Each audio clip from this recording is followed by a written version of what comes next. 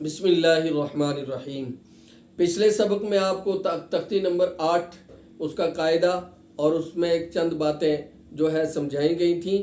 اب تختی نمبر 8 کا آگے جو تختی نمبر 8 کی مشق آگے آ رہی ہے نا، یہ ان مثالوں میں مشق کرنی ہے۔ عادن سوء قریب فمن ادھر دیکھنا، فمن عظیم کن مرض را کو بھی ضاد کو بھی مرض رسول شیئا صاف صاف بول رہے، شیئا غشاوۃ و بولو غشاوۃ غاسق ہدن عادن۔ الٹا کہاں تک بتایا تھا میں نے؟ تختی نمبر 5 کے اخیر تک، اس سے آگے الٹا نہیں ہے۔ عادن عین الف زبر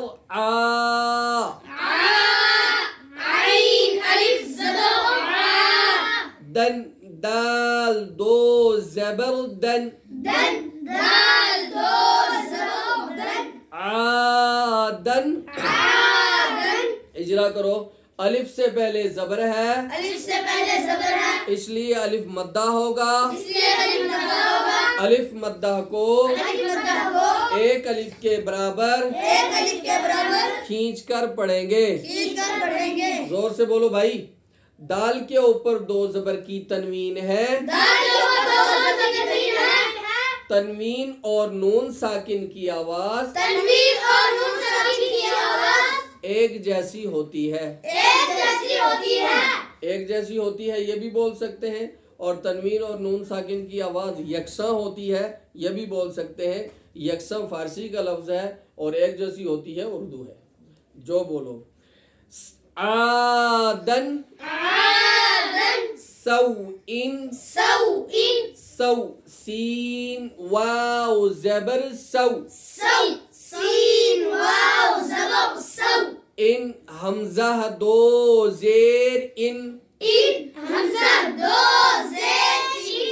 سو ان واو ساکن سے پہلے زبر ہے، اس لیے واو لین ہوگا۔ واو لین کو نرم آواز کے ساتھ جلدی ادا کریں، معروف پڑھیں اور مجہول آواز سے بچیں۔ حمزہ کے نیچے 2 زیر کی تنوین ہے، تنوین اور نون ساکن کی آواز یکساں ہوتی ہے۔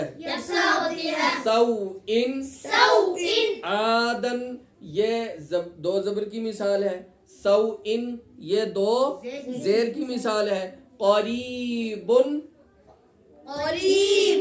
یہ 2 پیش کی مثال ہے۔ قوف زبر قو ری رو یا زیر ری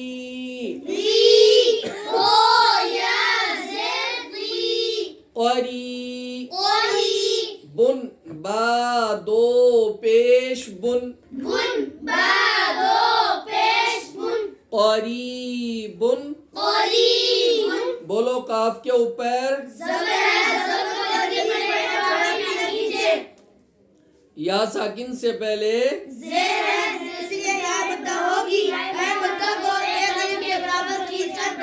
با کے اوپر 2 پیش کی تنوین ہے،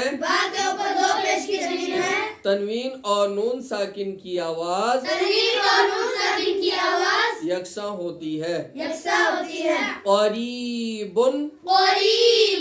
2 زبر کی مثال آئی، 2 زیر کی مثال آئی، 2 پیش کی مثال آئی، اب نون ساکن کی مثال ہے۔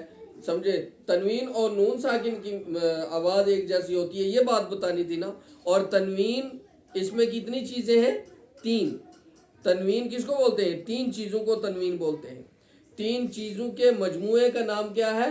تنوین. وہ 3 چیزیں کیا ہے؟ نمبر 1 2 زبر، نمبر 2 2 زیر، نمبر 3 2 پیش. ان 3 چیزوں کے مجموعے کا نام تنوین ہے.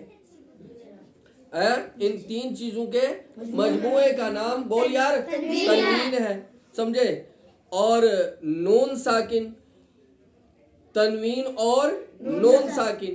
تو تنوین چونکہ 3 چیزوں کا نام ہے نا، وہ 3 چیزوں کی مثال دے دی. 2 زبر کی بھی دے دی، 2 زیر کی بھی دے دی، اور 2 پیش کی بھی دے دی. اب نون ساکن کی مثال ہے فمن، ففا زبر فا، من، میم نون زبر من، فمن. فا کے اوپر زبر ہے، زبر کو جلدی پڑھیں، تھوڑا بھی نہ کھینچیں. نون ساکن ہے، تنوین اور نون ساکن کی آواز ایک جیسی ہوتی ہے. فمن. اچھا یہاں پر آپ نے ایک چیز محسوس کی، یہاں کچھ رد و بدل ہوا ہے.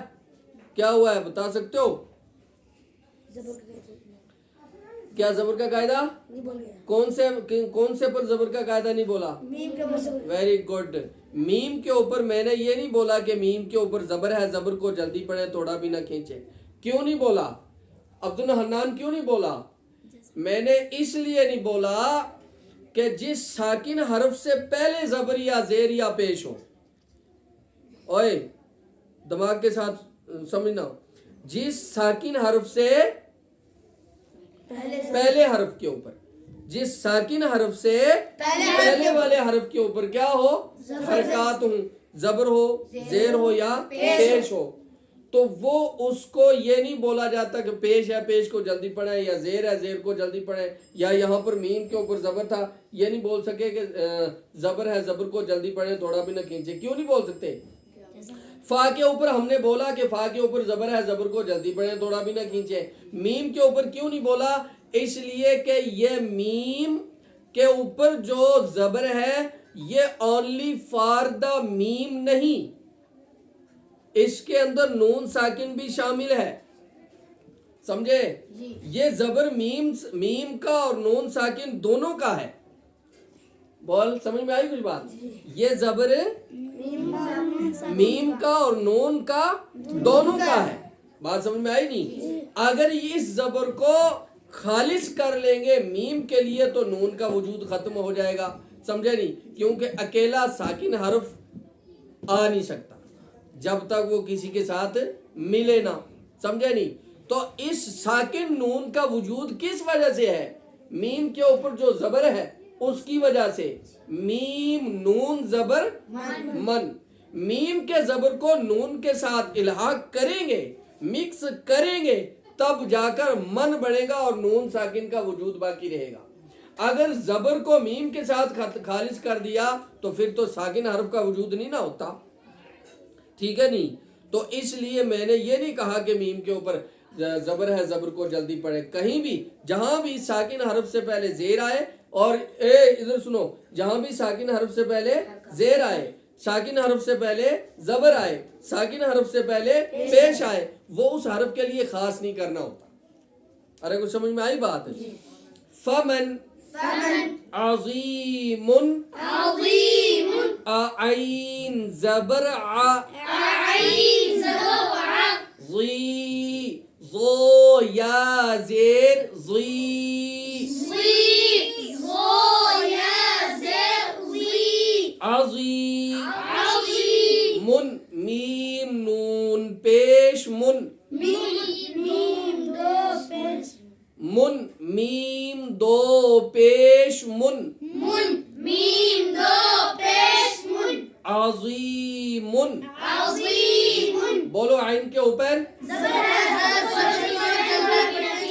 یا ساکن سے پہلے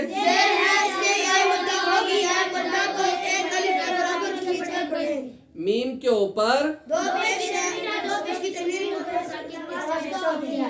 عظیم. काफ नून पेश कुन, काफ नून पेश कुन, नून साकिन है, नून साकिन है, तनवीन और नून साकिन की आवाज तनवीन और नून साकिन की आवाज एक जैसी होती है। एक जैसी होती है। कुन, कुन, बस इसी तरह इसको आखिर तक मश्क करके लाना है। और मश्क में इस चीज़ का ख्याल रखा जाए कि तलबा जब रवां पढ़ें तो तसहीह के साथ पढ़ें, ठहर ठहर कर पढ़ें, अच्छी तरीके से पढ़ें, हुरूफ की अदायगी के साथ पढ़ें। आप हजरात से जो इसको देखते हैं या सुनते हैं, आपसे मेरी दरख्वास्त है कि कायदा सामने रख कर के सुना करें, कायदा सामने रख कर के पढ़ें, इंशाल्लाह इससे फ़ायदा ज़्यादा होगा। और आप हजरात के पास जितने भी ग्रुप्स हैं या आपके जो साथी हैं, दोस्त व अहबाब हैं, इस चैनल को ज़्यादा से ज़्यादा फैलाने की कोशिश करें, ख़ुद भी सब्सक्राइब करें, लाइक भी करें और ग्रुप में इसको शेयर भी करें ताकि इसका फ़ायदा ज़्यादा से ज़्यादा आम हो। अल्लाह पाक हमें ज़्यादा से ज़्यादा अमल की तौफीक अता फ़रमाए और सेहत के साथ कुरान पढ़ने और पढ़ाने की तौफीक अता फ़रमाए। मिलते हैं इंशाअल्लाह अगली वीडियो में।